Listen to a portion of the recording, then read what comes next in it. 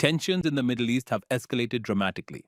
Yesterday, the U.S. State Department ordered the departure of non-emergency personnel from embassies in Iraq, Bahrain, and Kuwait. No official details have been released on the specific security threats, but U.S. and Iraqi sources confirm the move was prompted by heightened regional instability. In response, global oil markets reacted sharply, with prices jumping over 4%. The U.S. government is clearly bracing for possible conflict. Military dependents across the Middle East have been authorized for voluntary departure. Embassies in Baghdad and Erbil are evacuating staff, while operations in Qatar and the UAE remain unchanged for now. The broader strategic concern, growing fears of a military confrontation between the US, Israel, and Iran. President Donald Trump, commenting on the situation, reaffirmed his hardline stance. They can't have a nuclear weapon.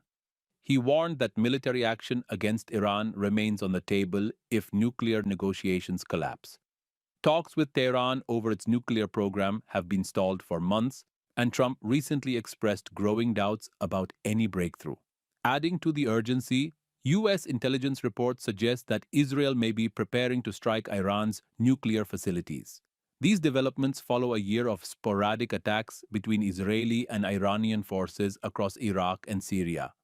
While some calm returned in late 2024, the war in Gaza and continued militia actions in Iraq have kept the region volatile. Iran's defense minister Aziz Nasirzadeh has issued a stark warning. If Iran is attacked, U.S. bases in the region will be targeted.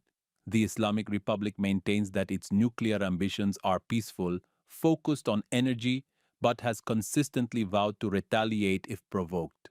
In a direct challenge to Western posture, Iran's UN mission declared online that threats of overwhelming force won't stop Tehran, accusing the U.S. of fueling instability through militarism. Meanwhile, General Eric Kurilla, head of U.S. Central Command, reportedly presented the White House with a wide range of options to counter a nuclear-armed Iran. Kurilla even delayed testimony before U.S. lawmakers due to the evolving crisis. Despite the turmoil, the U.S. Embassy in Qatar remains fully operational, and Iraq's government insists there are no immediate threats to warrant panic. But the presence of over 2,500 U.S. troops in Iraq, in a country increasingly influenced by Iran-aligned militias, remains a pressure point. Britain, too, is watching closely. Its maritime agency has warned vessels to use extreme caution in the Gulf of Oman, and the Strait of Hormuz, waters critical to global oil shipments. Behind the scenes, military assets have been rotated in and out. B-2 bombers were deployed earlier this year, and carrier presence in the Gulf was recently extended. These moves signal Washington's readiness to act if negotiations break down. With nuclear talks expected to resume in the coming days, a senior Iranian official reminded the world that military threats are not new, and that any action will have serious consequences. As embassies scale down and diplomats are flown out, one thing is clear: the Middle East is once again on a knife's edge.